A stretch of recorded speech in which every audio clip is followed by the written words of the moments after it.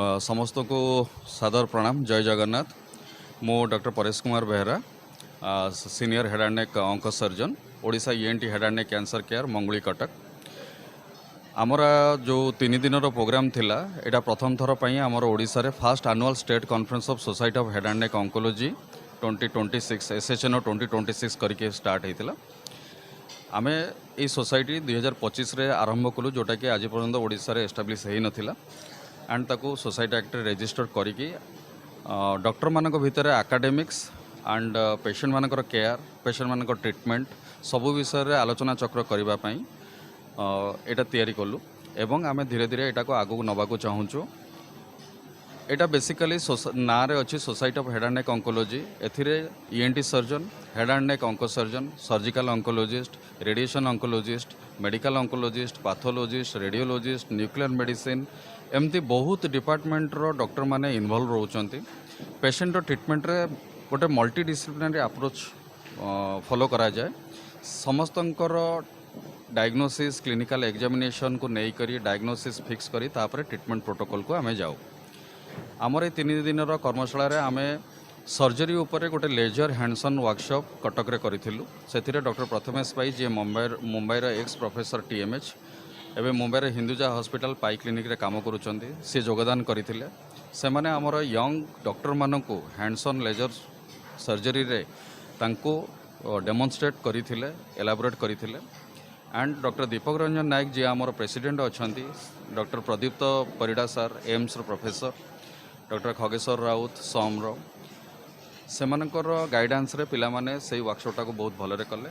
तापर आमे 2 दिन एठी भुवनेश्वर रे एकेडमिक इवेंट कलु, जो थे doctor Anil D'Cruz ex professor head and neck surgery TMH Mumbai, ji एवं डायरेक्टर ऑन्कोलॉजी अपोलो इंडिया रो हेड अछंती, doctor Madan Kapre senior ENT surgeon and director Neeti clinic from Nagpur योगदान करथिले। ता सहित आमर कटक भुवनेश्वर सबु medical college hospital private hospital रो बहुत सीनियर डॉक्टर कंसल्टेंट माने एठी योगदान करी सेमानकर एक्सपीरियंस, सेमानकर एक्सपर्टाइज आम भितर एक्सचेंज होइतिला। डिफरेंट प्रोटोकॉल कौन, रोगर ट्रीटमेंट डायग्नोसिस केमिति, आजिका डेट रे recent advances management in head and neck cancer केमिति, यही सब जिनस उपरे आमर 2 दिन गोटे आलोचना चक्र थिला, सम्मेलनी थिला, जोटा आज समाप्त होचे। एथिरे पाखापाखि 100 रु ऊर्ध्व डॉक्टर माने, यंग रेसिडेंट माने से माने योगदान करथिले डिफरेंट पार्ट रु। से माने तांकर नॉलेज शेयर कले।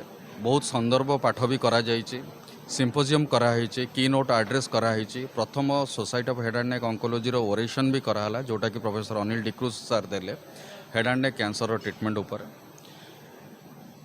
आगु को आमे एई सोसाइटी अंडर रे definitely recent trend, recent treatment ऊपर ही जीवु। आगु आगु केमिति ट्रीटमेंट को आमे आउरी आगु को भलरे, जोटा कि सबु बेले चेंज हुए, अप टू डेट रहिबा पई सीएमई हो, सिम्पोजियम हो, आमे सेटा ऊपर ध्यान देबु। ता सहित कम्युनिटी लेवल रे लोक मानको अवेयरनेस, पब्लिक अवेयरनेस कैंसर ऊपर, हेड एंड नेक कैंसर ऊपर, जोटा कि हम ओडिसा रे बहुत कॉमन ओरल कैंसर हुए, पार्टी भीतर रो घा, पार्टी कैंसर कोली जनरली कहंदी। तो अवेयरनेसटा निहाती दरकार। अवेयरनेस कले से माने जानी परिबे, जो माने घरे रही जाउछंदी से माने आगु को आसीबे। गाँ पाखरे हो, तांकर डिस्ट्रिक्ट हेडक्वार्टर हो, सब डिविजनल हॉस्पिटल हो, मेडिकल कॉलेज हो कि प्राइवेट हॉस्पिटल, सबु जगह रे डॉक्टर अछंती, तांको पाखरे देखै परिबे, तांकोठू परामर्श नहीं परिबे एवं प्रॉपर डायग्नोसिस करिके तार ट्रीटमेंटा को जेते शीघ्र पारिबे सेटा को करिवाटा सबु बेले आमे ता उपरे एम्फासिस दबो। कारण टाइम हो गोटे बहुत बड़ फैक्टर। लोक मानकर सिम्पटम्स आसिले भी लोक माने घरे रखिदेले रोगटा बढ़ी जीवो। रोगटा को न बढ़ई कि यथा शीघ्र आपण माने डाक्तरंकर परामर्श नहीं, सेमानंगटो एडवाइस नहीं, तार जहाँ भी प्रथम सोपान रे जहाँ भी तार डायग्नोसिस करिया पई किछिटा टेस्ट करा जाए, से टेस्ट करी करी डायग्नोसिस हेले यथा शीघ्र ट्रीटमेंट कले आपण मानको डेफिनेटली भलो रिजल्ट मिलिबार संभावना रहिबो। Thank you.